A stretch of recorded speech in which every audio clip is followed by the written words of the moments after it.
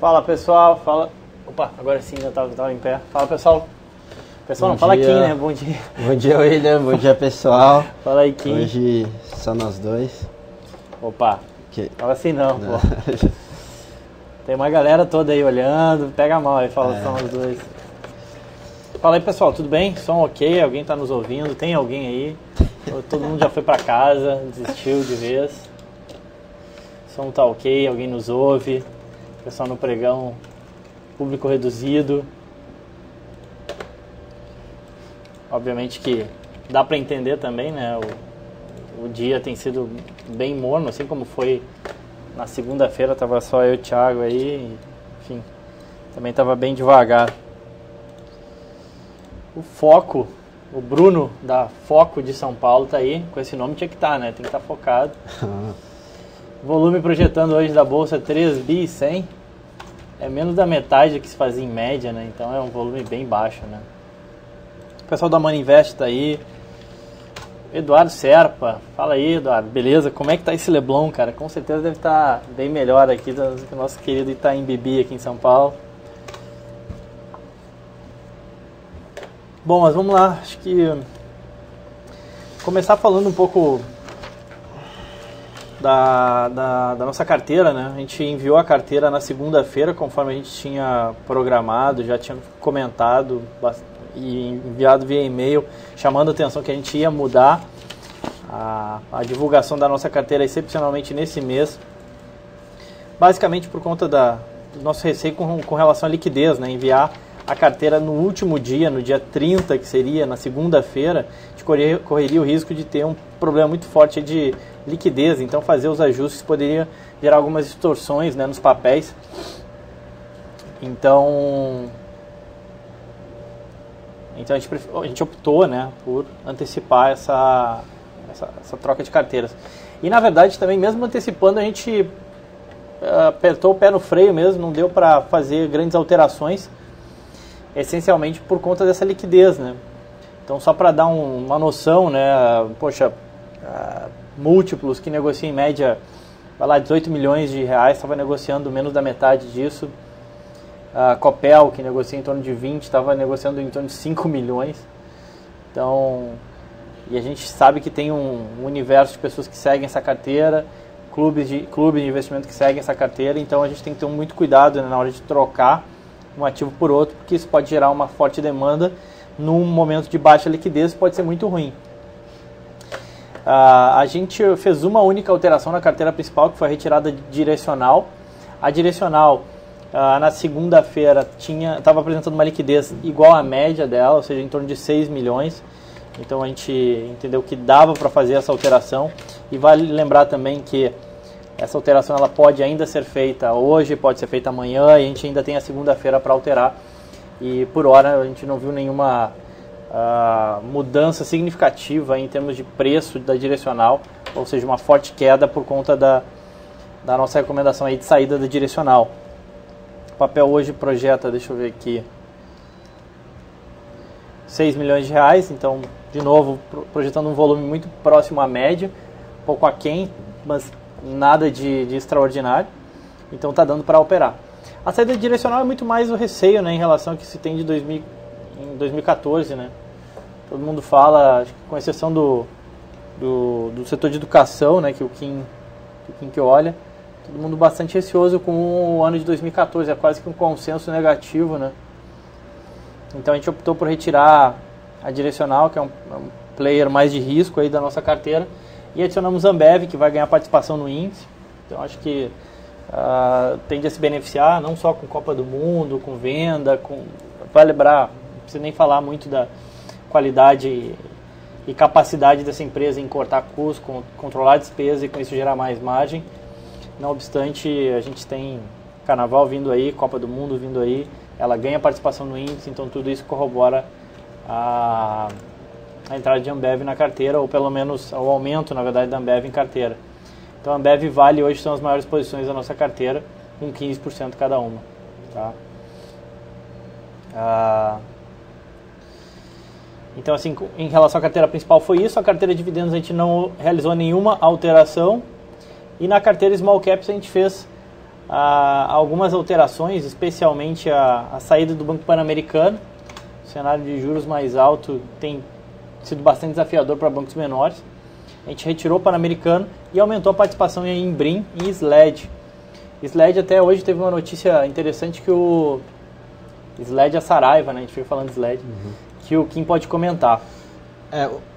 Na verdade, a empresa ontem ela divulgou fato relevante de que vai abrir 5 lojas no aeroporto de Viracopos.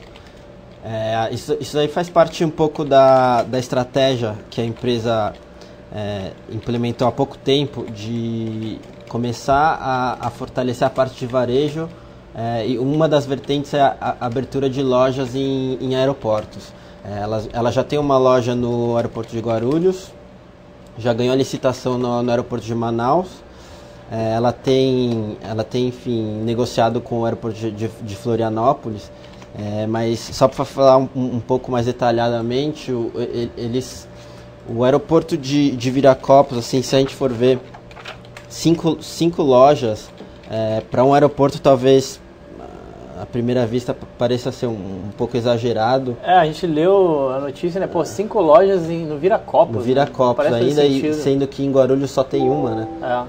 Mas o que a empresa ela tá olhando é essa, enfim, a expansão do aeroporto, que tende a, enfim, nos próximos anos a quadruplicar a sua área. Então hoje o aeroporto ele tem cerca de 30 mil metros quadrados ali de área, e eles têm 2 livrarias hoje, que vão ser fechadas, enfim. Mas se você pensar que vai quadruplicar e vai ter 5 lojas, então proporcionalmente até faz sentido. As lojas vão ser de 40 metros quadrados a 200 metros quadrados, então é um formato um pouco menor. Não são aquelas mega store, então vai ser mais fácil rentabilizar o ativo. E o que eles falam aqui, eles vão colocar essas 5 lojas em áreas espalhadas do aeroporto, quer dizer, parte de embarque, parte de desembarque. E um ponto interessante é que 4 dessas 5 lojas elas vão ficar em áreas restritas, quer dizer, que é depois do embarque, depois do raio-x. Se a gente for ver, eu estava vendo alguns dados ali, 40% do volume de pessoas ali é de conexão, quer dizer, então elas estão transitando ali dentro da parte restrita, e a maior parte das lojas vão ser nessa parte restrita. Bom, bem interessante aí, tá condizente com o plano de ação da empresa. Só para explicar um pouco, essas lojas nos aeroportos, elas tendem a ter uma margem maior, quer dizer, em lojas normais... A julgar pelo preço do pão de queijo, a margem dos caras é gigantesca. Exato. Né? Compra um pão de queijo no aeroporto para te ver. R$5. É um assalto, né? Então, porque na verdade... Eu vou levar uma traquinas da próxima vez. Uma traquinas lá no... É porque você está pagando pela disponibilidade ali. Então, querendo ou não, eles não precisam praticar muito desconto, como eles fazem nas lojas físicas, porque tem muita concorrência ali ao redor, etc. Lá não, lá você tem um público com maior renda disponível, teoricamente. Você tem menos concorrência, quer dizer, você pode praticar um preço mais alto. Enfim, o cliente está disposto a pagar pela disponibilidade de ter o produto ali para usar na viagem. Então, esse é um dos discursos da empresa que faz sentido, você ter um ativo com uma margem maior nos aeroportos. Assim, é uma estratégia nova, a gente tem que ver como que vai, enfim, se desenrolar ali. Uma das primeiras lojas foi agora em Guarulhos, acabaram de ganhar essa concessão, então está bem no começo, mas a estratégia faz sentido e é bem interessante. E vale lembrar que para a SLED também, assim, o core business dela, apesar da gente conhecer ela muito mais como livraria, né, chama mais atenção, aquela livraria gigantesca, amarela, bonitona. Na verdade, o que manda no EBITDA da empresa é a parte de edição, né, muito mais do que... A edição, assim, eles estão trabalhando também muito forte, mas de fato, a edição é a parte que tem maior margem, apesar de fazer, ter menos relevância na receita, ela tem uma margem maior. Exato. Então, eles estão, enfim, reestruturando a área de marketing, etc. A gente já falou disso aqui, que a Saraiva está passando por uma reestruturação, acabaram de contratar o SEO da Microsoft, enfim, para tocar tudo isso. Eles estão focados nessa parte de sistemas de ensino, editora, então a maior parte da margem está ali. Então eles estão focando na parte de marketing, etc., para dar um salto nessa parte de editora, e a parte de varejo vem crescendo bem, top line vem crescendo 10%, enfim, eles estão com essas linhas de receita em aeroportos, na parte de e-commerce estão bem forte também. Então acho que é um case bem interessante, assim, engloba vários setores interessantes que eles estão posicionados bem. Tem essa parte de reestruturação que abre uma oportunidade, quer dizer, o papel apanhou bastante nesse ano. Então, enfim, por causa da reestruturação, perda de margem, etc., você consegue ter um ponto de entrada bom ali que dificilmente se encontra ao longo do tempo nas empresas. Então, é por isso que a gente gosta de Saraiva. A gente acha que os múltiplos são muito baixos. Se a gente comparar, é difícil achar uma empresa que... Tem mais essa, ainda mais no varejo, uma empresa que negocia com PL baixo. PL de 7,5 vezes e EBITDA de 5 vezes. Então, se a gente comparar tanto com o varejo, que é teoricamente o mais comparável, tá bem abaixo em níveis de múltiplo, quanto a educação, que teoricamente seria a parte de editora, está muito abaixo também. Então, Saraiva negociando a 7,5 vezes preço-lucro.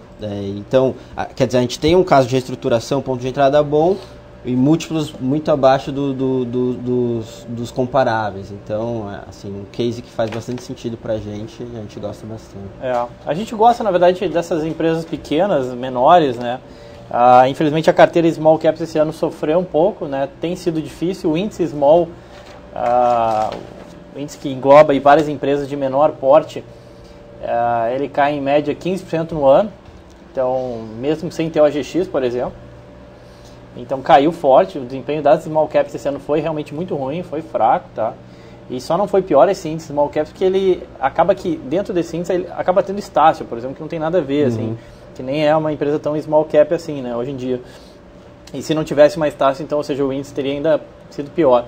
Estou falando de Estácio porque foi um setor como um todo de educação que, destoou completamente esse ano com performances muito boas, né? E a gente continua acreditando. Então, assim, a gente gosta de SLED, conforme o Kim falou, a gente gosta muito de BR Insurance, por isso a gente já está elevando a exposição dela na nossa carteira Small Caps.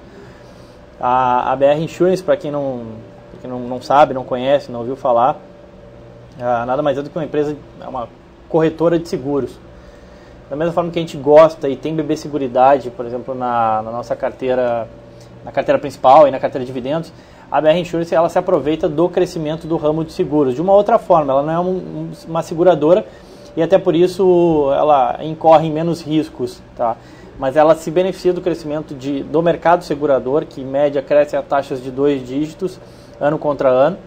Então, simplesmente sendo uma corretora tanto da parte de seguros de saúde, seguro de vida, enfim, dos mais diversos ramos de seguro, tá? Uma empresa que apresenta um retorno sobre capital, retorno acima dos seus custos de capital, que negocia com PL de 12 vezes, um EV/EBITDA de 8, com um yield de 7%. Então, uma empresa redonda que está num mercado bom, que cresce e que está em patamar de múltiplos bastante atrativo. Então, a gente gosta bastante, reitera aí a nossa preferência e que a gente gosta aí de BRIM na nossa carteira Small Caps. Nessa carteira, a gente cogitou também a entrada de algum player de educação, uma vez que a gente está bastante otimista com o setor, segue uma toada muito boa na educação no Brasil, ou pelo menos se investir em empresas que vendem educação, né? E a gente teve duas entrantes aí na bolsa, né? A Anima e a Ser Educacional. O Kim já deu uma olhada nas duas. Quem pode comentar, enfim, melhor aí sobre isso? É justamente isso que o Will estava falando. A gente, enfim, queria ficar um pouco mais exposto a esse setor que a gente acha que é um dos poucos setores mais promissores para o ano que vem. E, enfim, eu dei uma olhada rápida em Ser e Anima para ver quais os drivers de crescimento, etc., e quais os pontos fortes das empresas. Acho que é legal, enfim, para quem não conhece, fazer um resumão e falar um pouco do que a gente achou das duas empresas. Ser Educacional, ela tem foco no Norte e no Nordeste. Hoje ela está com uma base de 110 mil alunos.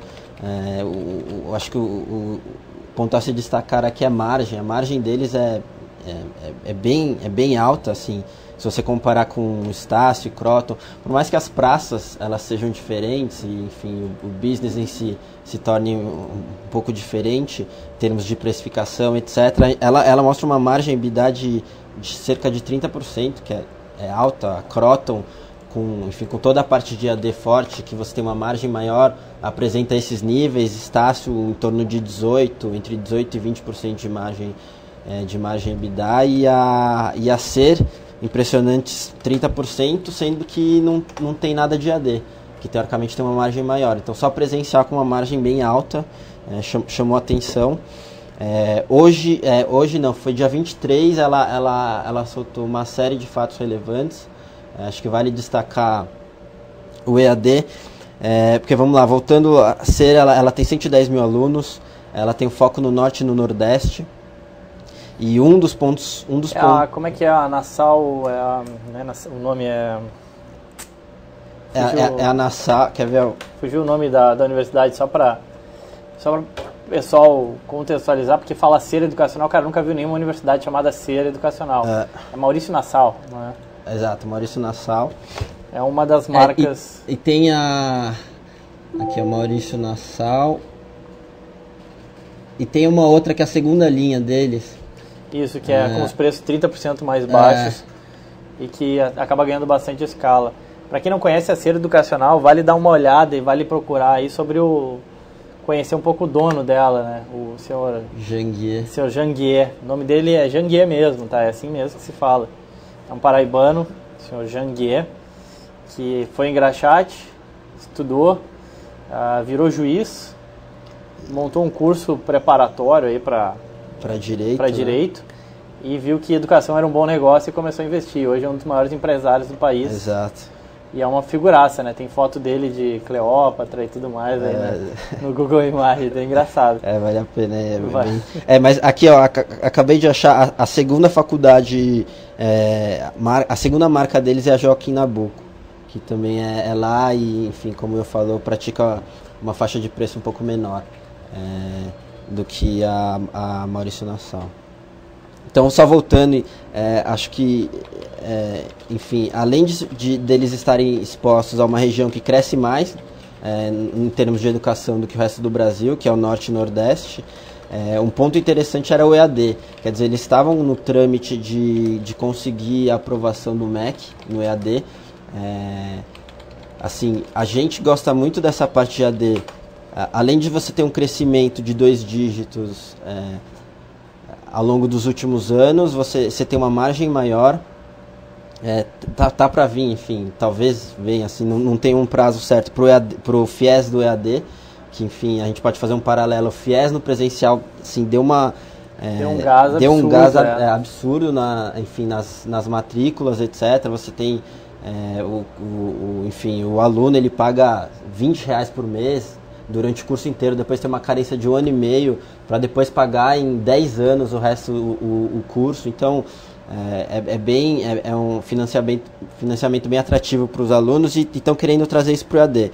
Então, no caso da Ser, assim, esse era um ponto bem interessante, que eles estavam no trâmite de ter essa aprovação do EAD, o que vai trazer um aumento maior na parte de alunos e aumento na margem, que já é alta. Então, nesse fato relevante que eles divulgaram dia 23, eles falam que já conseguiram, então, o MEC aprovou essa parte do EAD, eles vão começar a oferecer cursos de EAD, a princípio para 36 mil alunos, mas assim, era uma coisa que estava todo mundo esperando, que vai ter um incremento de margem e volume para a empresa.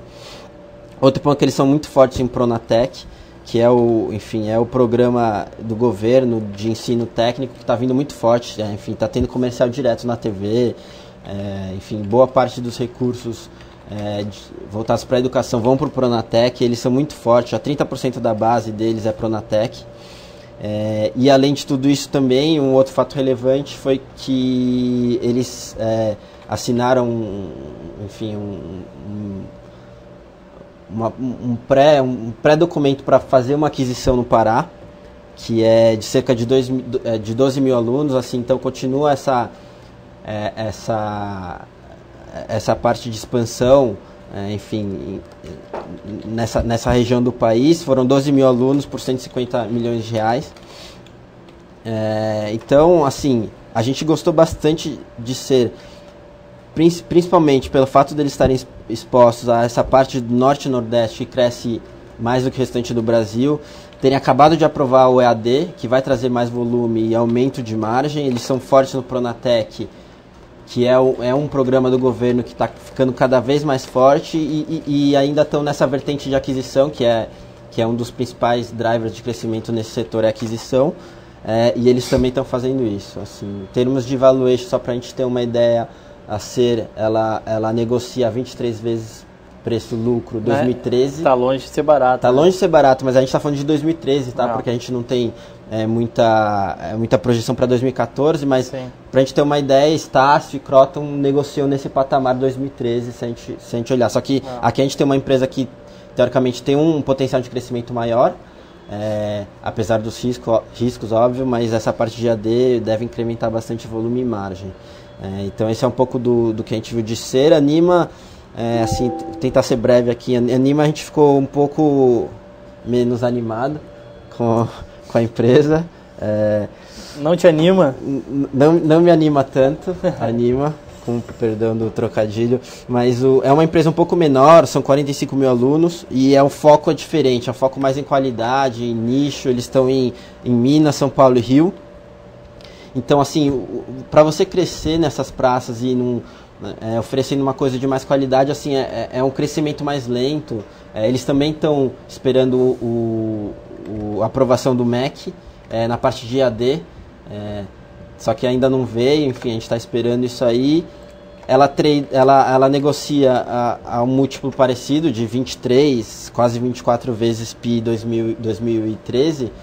Então, assim, comparativamente a gente prefere SER, porque você está pagando o mesmo preço pelo lucro, só que você tem um potencial maior, você está exposto a uma parte do país que cresce mais, o EAD já foi aprovado, enfim, já tem mostrado margens altas. Então no comparativo a gente prefere SER, mas como a gente falou, foi uma primeira olhada, assim, enfim, a gente vai aprofundar com certeza o estudo nessas duas empresas menores e ver se a gente consegue ficar exposto ao setor de educação nas empresas menores também.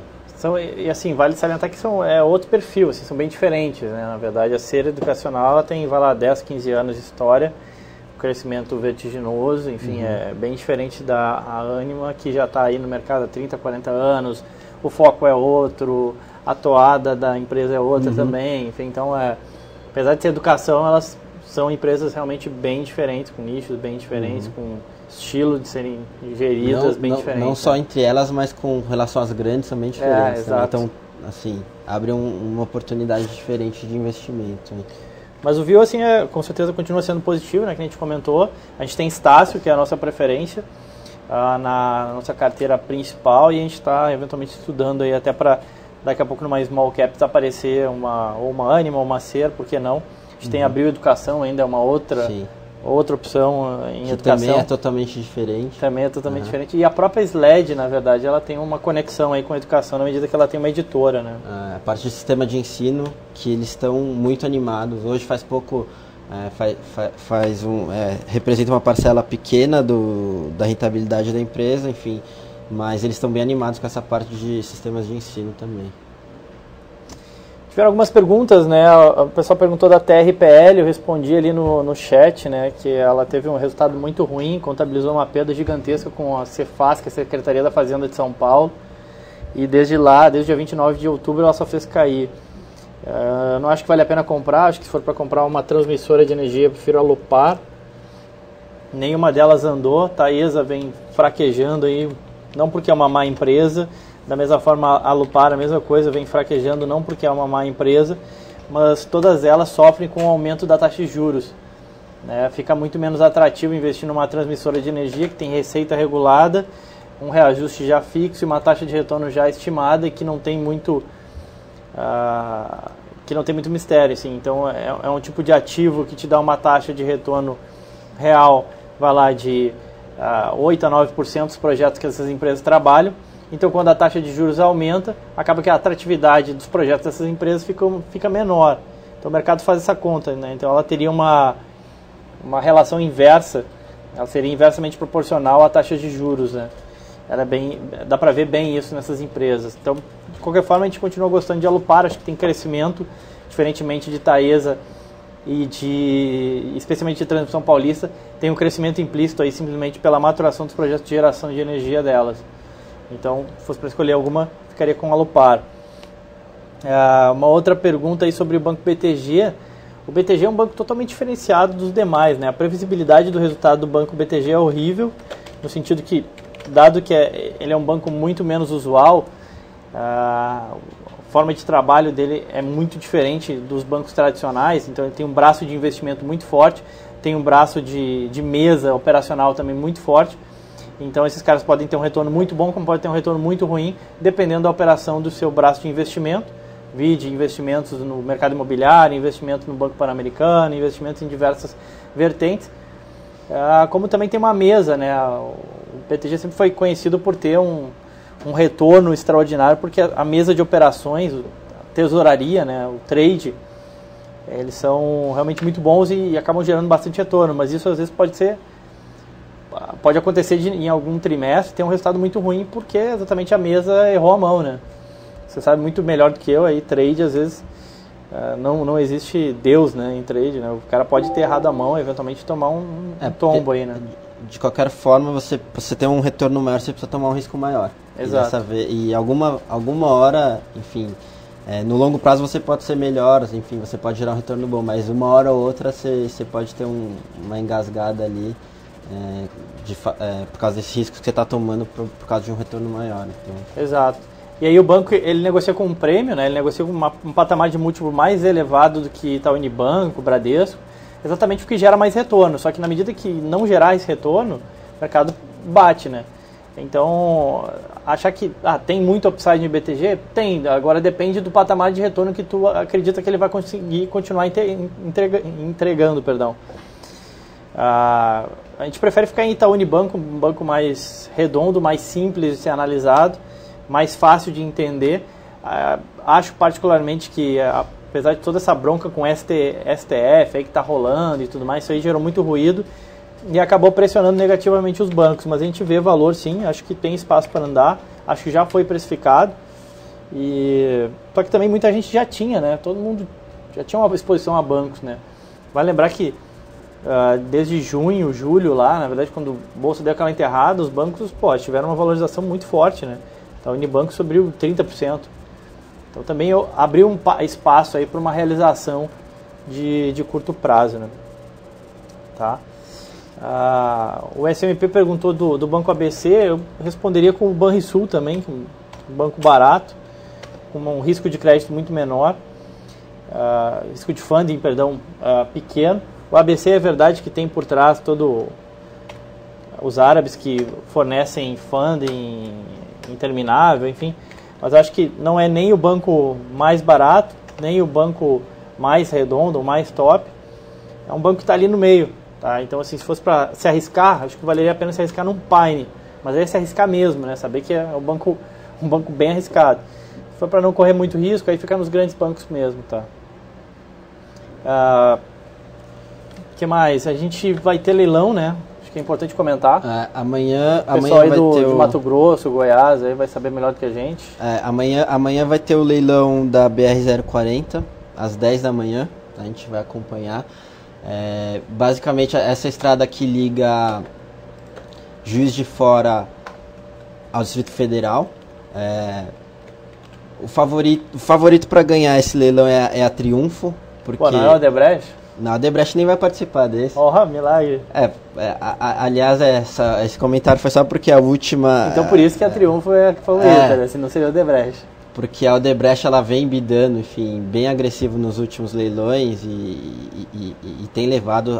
Só no último leilão da 163 do Mato Grosso do Sul, que todo mundo esperava que a Odebrecht fosse ser agressiva, como ela estava sendo, e pelo fato dessa rodovia, a 163 do Mato Grosso do Sul, tem muita sinergia com a do Mato Grosso, que a Odebrecht já tinha levado, mas de fato ela bidou 8% de deságio, enquanto a ganhadora bidou 52%. Então foi bem assim, surpreendente esse movimento da Odebrecht, que nem está participando desse último. Mas falando desse leilão da BR-040, a Triunfo, só lembrando, ela levou o leilão da BR-060, 153 e 262, que também tem parte do trecho dela, da 262, é lá em Minas Gerais, e enfim, a 153 e a 060 passam por Goiás, etc., e chegam lá também no Distrito Federal, então tem certa sinergia ali. A empresa ela já falou que a estratégia dela é ser mais participativa em Minas Gerais, então já divulgou isso, tem tudo para ser agressiva nesse leilão de amanhã. Vamos ficar de olho, porque além da Triunfo vão participar Eco-Rodovias das abertas, né? Eco-Rodovias e CCR. A Eco-Rodovias vai participar por meio de consórcio, e no total são 8 participantes. Mas vamos ficar de olho a partir das 10. Triunfo favorita aí para ser agressiva nesse trecho da BR-040. Amanhã, então, 10 horas, leilão, para dar uma movimentada nesse mercado que está um tanto quanto morno, né? A gente sabe que, assim como foi segunda-feira, hoje, conforme eu falei, projetando um volume aí de 3 bi e pouco. Lembrando que hoje é feriado lá na Europa, né? Não tem mercado na Europa também. Então piora mais ainda as coisas. Exato. Então, que mais que a gente tinha para falar? Além do leilão, só lembrando então, pessoal, a gente já enviou a nossa troca de carteira, teve uma troca na carteira principal, nenhuma na dividendos, a gente teve alteração na carteira Small Caps, teve alteração também na carteira Alpha, e a gente não descarta alterações aí no meio do mês de janeiro, tá? E por que isso, né? Porque a gente até cogitou algumas alterações agora nessa virada de mês, mas a liquidez era impeditiva, não valia a pena correr o risco de puxar papel, estragar book ou coisa do gênero, então a gente deixa quieto, até porque a gente tem uma carteira que ela é mais conservadora mesmo, uma carteira mais cautelosa, eu diria, preparada exatamente para um ano que se mostra bastante cauteloso. Infelizmente o consenso é de que o ano de 2014 a gente vê muita coisa ruim, né, pela frente.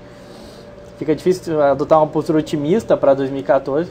Mas também tem aquele outro lado, né, que o consenso é burro, né?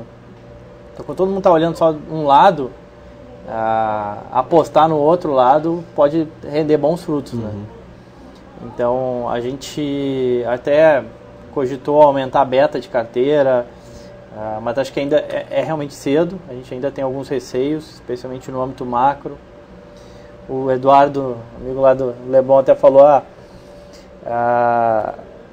se o PT ganhar perder as eleições presidenciais, isso aí seria realmente um trigger para a Bolsa. Acho que seria, né? Não dá para negar que o mercado prefere ainda que a gente não tenha uma direita muito bem definida no país, o PSDB acaba sendo uma opção um pouco mais à direita, né? E então seria obviamente bem visto para o mercado, que acaba preferindo um governo mais liberal, né? Mas acho que não é só isso, né? A própria Dilma pode eventualmente mudar de discurso. Já vi reportagem falando que o Lula teria indicado o Meirelles para o lugar do Manteiga na Fazenda, né? Pô, de repente se a Dilma acaba fazendo isso, compra credibilidade. Pode dar uma movimentada aí. E só falar de CEMIG, né? A CEMIG hoje é a bonificação, tá? Então quem tem hoje CEMIG na carteira vai ganhar 30% a mais em ações. Simples assim, é como se fosse um dividendo distribuído sob a forma de ações. Então o cara tem 100 ações, vai passar a ter 130. O cara tem 1.000, 1.300. São 30% de bonificação, tá? Então, a CEMIG que está na nossa carteira principal, está na nossa carteira de dividendos, é uma forma de provento, se dá via bonificação. Então, a empresa transforma lucro acumulado que estava lá no patrimônio líquido em capital social, transformando isso em ações. E então, vocês, se aparecerem mais 30% em ações, não se assustem, faz parte dessa bonificação. Certo? Kim, faça a sua consideração aí para o final do ano. Bom, A gente não vai mais se ver, né? Pessoal da Pois TV é. aí. Só no que vem agora, né? Vocês vão ter uma folga da gente. Amanhã a gente tá aqui, óbvio, né? Falando na reunião matinal. Segunda também, eu não, graças a Deus. Eu vou estar aqui. Vai estar só o Kim. E o Thiago também. E o Thiago.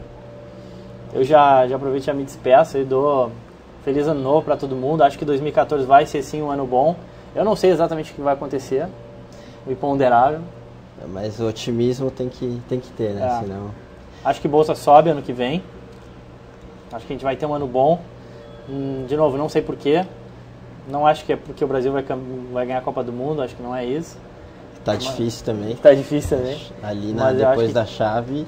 Mas acho que a gente tem um ano bom, sim. E de novo, independentemente do ano ruim ou não, na carteira de dividendos a gente vai estar entregando uma rentabilidade de em torno de uns 10%. Quanto uma queda de 15% do Ibov, então dá para tentar achar boas opções. A carteira principal a gente está conseguindo defender, óbvio que é queda, mas conseguindo defender de uma forte queda que a gente viu na nossa bolsa. Então esse é o nosso trabalho, a gente vai continuar trabalhando para entregar as melhores opções aí para vocês. Isso aí, pessoal, também vamos me despedindo ali, se a gente não se vê mais, feliz ano novo para todo mundo. E é isso aí que o falou, assim, eu também estou otimista para o ano que vem.